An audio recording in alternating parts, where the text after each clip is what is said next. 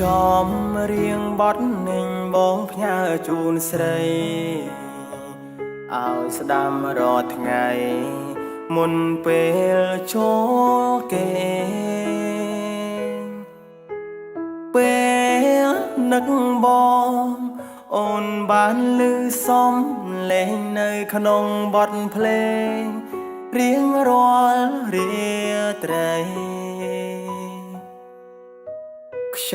ល់ត្រជាំងនឹងអូនថែខ្លួនផងពេលនេះបងមិនបាននៅក្បែរថ្លៃមានតែសំឡេងច្រៀងបំពេលថ្លៃស្ដាប់រាល់រាត្រីមុនពេលចូលគេបងនឹកអូននឹងនឹកម្ចាស់ស្នេហ៍ស្នងថាក្នុងបេងដូងបងមានតែស្រីវាយកត្រជាក់ខ្យល់ធ្លាក់នឹកថ្លៃចង់ឲ្យចរណៃដឹងពីចិត្តបង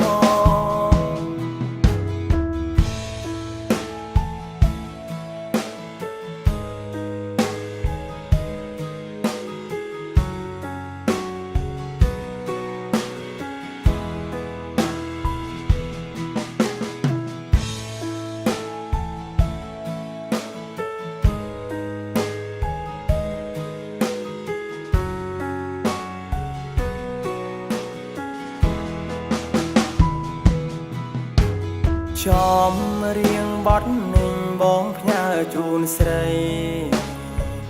ឲ្យស្ដាំរាល់ថ្ងៃមុនពេលចូលគេពេលនឹកបងអូនបានឮសំឡេងនៅក្នុងបទភ្លេងរៀងរាល់រាត្រីខ្យល់ត្រជាំងនឹងអូនថែខ្លួនផងពេលនេះបងមិនបាននៅក្បែរថ្លៃមានតែសំឡេងច្រៀងបំពេលថ្លៃស្ដាប់រាល់រាត្រីមុនពេលចូលគេបងនឹកអូននឹងនឹកម្ចាស់ស្នេហ៍ស្នងថាក្នុងបេងដូងបងមានតែស្រីវាយកត្រជាក់ខ្យល់ធ្លាក់នឹកថ្លៃចង់ឲ្យចរណៃដឹងពីចិត្តបងនឹកអូននឹងនឹកម្ចាស់ស្នេហ៍ស្នងថាក្នុងបេងដូងបងមានតែស្រីវាយកត្រជាក់ខ្យល់ធ្លាក់នឹកថ្លៃចង់ឲ្យចរណៃដឹងពីចិត្តប